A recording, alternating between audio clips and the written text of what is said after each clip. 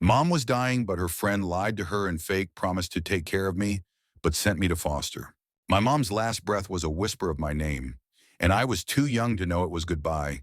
Her best friend, Claire, stood by the hospital bed, promising to raise me as her own. I believed her until she dumped me at a foster home with a suitcase and a lie about just for a while. I was 12, small for my age, with a mop of unruly brown hair and a heart still raw from mom's cancer. Her name was Lily, my mom, and she was everything soft hands that braided my hair, a laugh that made even the worst days feel safe.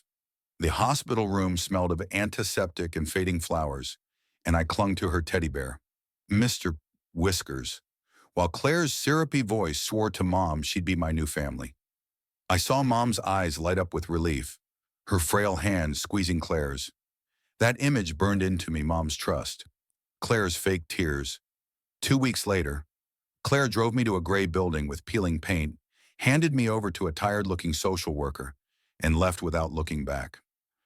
"It's temporary," she said, but her car sped off like she was escaping a crime scene. The foster home was a revolving door of kids and rules. My first night, I cried into Mr. Whiskers until the stuffing nearly burst. The other kids were loud, some mean, and the foster mom, Mrs. Hargrove, was a chain smoker who yelled more than she listened. I kept Mom's photo under my pillow, her smile fading with every night I spent wondering why Claire lied. Was I too much trouble? Did she ever mean it? I wrote letters to Mom in my head, promising I'd make her proud, even if I was alone. School wasn't much better. I was the new kid at Westfield Middle, skinny and quiet, with clothes that screamed charity case. The popular girls, led by a sharp-tongued queen, be named Madison, sniffed out my weakness like sharks. Orphan Annie, they called me, snickering at my worn sneakers. But there was Jake, a lanky boy with kind eyes and a sketchbook full of dragons. He sat with me at lunch when no one else would, sharing his peanut butter sandwich. "You're not invisible," he said once, and I almost cried because it was the first time someone saw me since Mom died.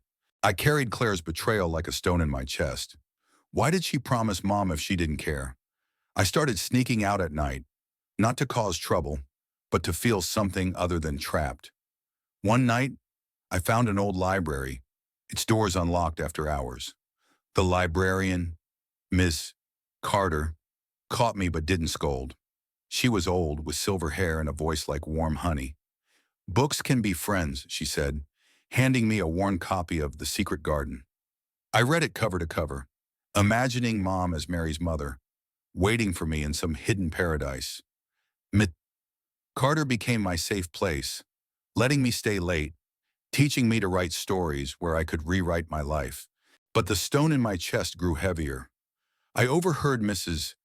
Hargrove talking about problem kids being sent to group homes. I wasn't a problem, but I wasn't family either, just a name on a file. I decided to find Claire. I needed answers, not apologies. I saved bus fare from lunch money Jake gave me, lying that I'd eat at school. At 13, I boarded a Greyhound to Claire's address, a fancy house in a suburb that screamed money. My hands shook as I knocked. Claire answered, her face paling like she'd seen a ghost. "Ellie," she gasped, but there was no warmth, just panic. She let me in, her house smelling of lavender and lies. I didn't sit. I stood, clutching Mr. Whiskers, and asked why she'd lied to Mom. Her excuses tumbled out: her job, her new fiancé, her own life to live. She said she thought foster care would be better for me, that she wasn't ready to be a mom. "You weren't supposed to find me," she admitted, and that broke something in me. I wasn't a stray dog to be rehomed. I was Mom's daughter, her last hope. I left without another word, her apologies chasing me down the driveway. Back at the foster home, I felt emptier but stronger. Claire's betrayal wasn't my fault, it was hers. I started writing my story in Ms. Carter's library, pouring my anger and love for Mom onto the pages. Jake read my drafts, his quiet encouragement like a lifeline. One day, Miss Carter entered my story in a local writing contest, and I won. The prize was small, a $50 gift card, but the judge, a kind woman named Mrs. Lynn, read my story aloud at the ceremony.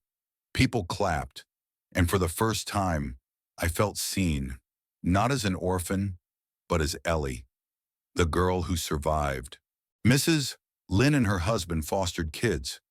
They'd read my story and saw Mom in my words her love, her sacrifice. They asked if I'd consider staying with them. I was scared, but Jake said, "You're tougher than you think." The Lynn's home was warm, with a dog named Rusty and a room just for me. They weren't Mom, but they listened, and for the first time, I didn't feel like a guest in someone's life.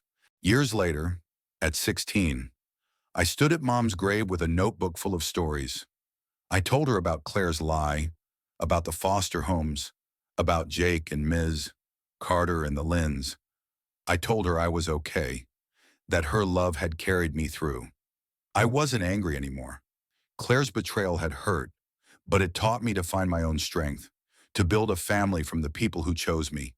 I hoped Mom could hear me, wherever she was. What do you think? Was Claire wrong to promise something she couldn't keep? Or was she just human, overwhelmed by her own limits? Share your thoughts. And